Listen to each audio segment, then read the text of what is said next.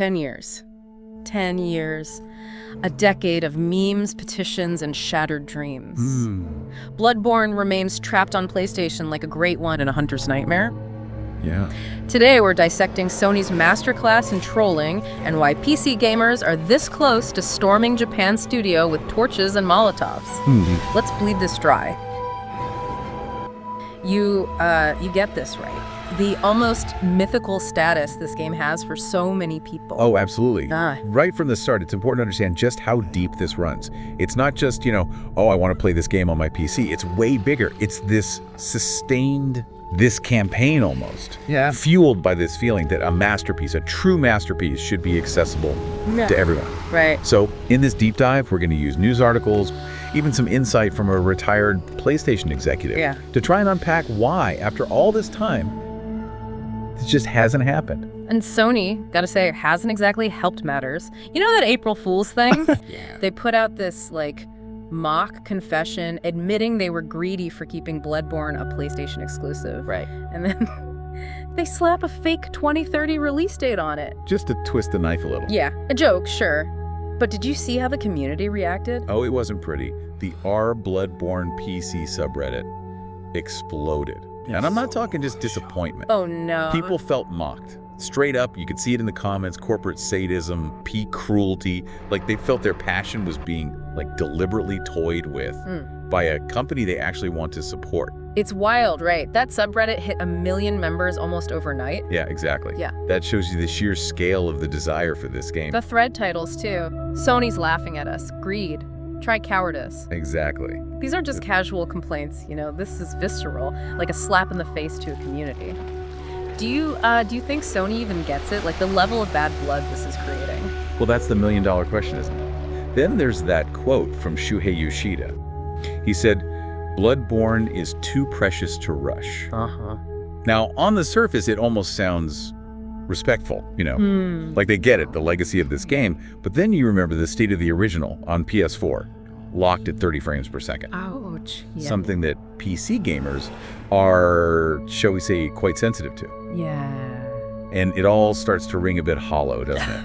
My blood pressure just went up thinking about it. Too precious. It's precious enough to languish on old hardware, not even optimized for newer PlayStation consoles. Right. Nailed it with the server quality comment. Felt like a total deflection, Yeah. If it's about preserving the game, a good PC remaster could do that. Exactly. And that's where things get really interesting.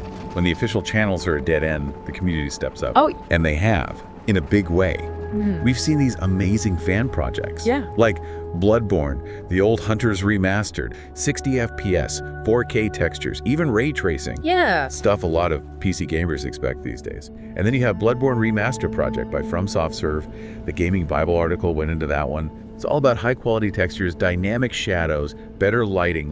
What blows you away about these projects? The skill, the dedication. These aren't just little tweaks. Right. They're tackling fundamental stuff. The 30 to 60 FPS jump, that's not just a number. It changes how the game feels. Yeah. Smoothness, responsiveness, and ray tracing. Well, it makes the lighting and shadows look crazy realistic. Totally. These fans are basically showing Sony what's possible. Exactly. And how has Sony responded to this? Oh, boy. With DMCA takedowns. And that PC Gamer article both mentioned it. Projects like the Bloodborne Remaster Project on Nexus Mods, gone. Even the Shad PS4 emulator, which was getting the original running better, taken down. DMCA takedowns basically tell people to remove copyrighted material. What'd the fans say? Fury, pure fury. You saw the quote, "Let us pay you, you cowards." Oh, yeah. Perfectly sums it up. Being blocked from playing a game they'd happily pay for. If Sony would just let them. Powerful statement. It is. It's like a huge indictment of Sony's whole approach, isn't it? It is. It really makes you wonder if they're shooting themselves in the foot. They have the right to protect their IP, sure. Sure. But by going after these fan projects, without offering an alternative, they're risking alienating a lot of people. Dedicated fans. A lot. Is this really the best way to handle such a valuable franchise? I don't know. Then there was the whole Blue Point Games thing. After that Killer Demon's Souls remake, everyone thought Bloodborne was a sure thing. Yeah. What's going on with the PC version of Bloodborne article? Fanned the flames. Blue Point just seemed like the perfect fit. It made sense. They had proven they could handle classic PlayStation titles with care and make them look stunning for a modern audience. Fans were so hyped for Blue Point Bloodborne. So hyped. And then reports come out that they're working on a live service God of War game. Yeah, a live service God of War game, which, by the way, got canceled. Canceled. It felt like a real gut punch, you know? Totally. Like, priorities are out of whack. New stuff instead of the beloved back catalog. Even with all the demand. Sitting on a gold mine, choosing to dig for something maybe not even there. Yeah, it's strange. Strange. And then we get Hidetaka Miyazaki, the man behind Bloodborne, the PC gamer, and what's going on with the PC version of Bloodborne. Articles both mention this theory, Shuhei Yoshida's theory. Oh, right. That Miyazaki loves Bloodborne so much he won't let anyone else touch it for a remaster, and PlayStation's honoring that. The too precious to share theory. Yeah. What'd you make of that? Well, Yoshida did say it was his personal theory, so grain of salt and all that. It's kind of romantic, though, isn't it? Like this deep artistic integrity. Yeah. But it raises some questions about practicality. Bloodborne's getting old.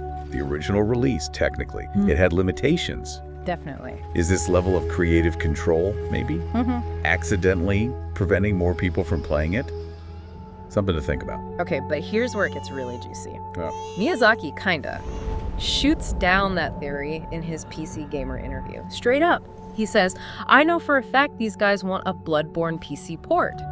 Like, explicitly acknowledging it. Yeah. And then he says, quote, if I say I want one, I'll get in trouble as well, but it's nothing I'm opposed to. Like, come on. He's practically winking at the camera. I know. He even says he'd love more players to be able to enjoy it. Calls it a relic of the past, wants more people to experience it. This totally contradicts Yoshida, right? What do you make of that? Wow, that's a big discrepancy. Yeah. So it's a real wrench in things. Yeah. If Miyazaki is on board with the PC port, even enthusiastic, Yoshida's theory about him being reluctant doesn't hold water. Maybe the reason it's still exclusive is somewhere else. Deeper in Sony's strategy, internal politics, something we just don't see. Makes you think. Miyazaki holding the port hostage to get more Chalice dungeon budget? Right. A big PS6 conspiracy? Saving it for the next console gen. But what do you think drives that kind of speculation? Well, silence breeds speculation. When a community is this passionate and their desire is met with nothing, they're going to fill in the blanks. Makes sense. It's a way of coping almost. Problem solving with limited information and a whole lot of wishful thinking. Okay, let's talk about the elephant in the room. Uh-oh. What's the elephant? Money. Bloodborne on PC would print money. Oh, absolutely. Look at the Dark Souls trilogy on Steam, Elden Ring. Those numbers are huge. PC gamers want these games, and they're willing to pay. Yeah, and we've seen it before, right? Former PlayStation exclusives doing great on PC, God of War, Horizon, big successes. Huge. It blows the whole Bloodborne needs to be exclusive for the money argument out of the water. Right, completely. Yeah. There's a massive PC audience ready to go. Sony could be making bank. It's baffling. Baffling is the word. So we're back to square one. Why? Arrogance. And that Skillip quote, this isn't loyalty, it's Stockholm Syndrome. Ooh, yeah. That one hit hard with some fans. Like, they're so desperate for this game, they're making excuses for Sony. Strong words, but you could feel the frustration, like they're being taken for granted. Yes. That Stockholm Syndrome thing? Dead extreme. Maybe. But it speaks to how dedicated these fans are. Years of, well, what they see as neglect. And they're still there.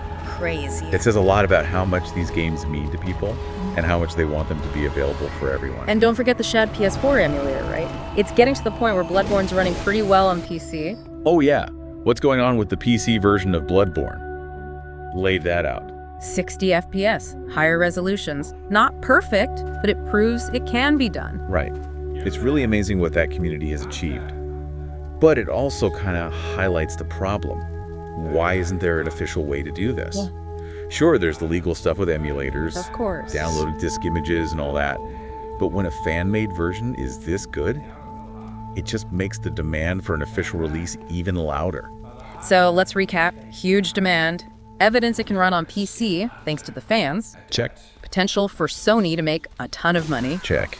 But Bloodborne is still chained to the PlayStation. We've got conflicting stories about what Miyazaki wants. And Sony's being quiet. Classic Sony. Is it really arrogance?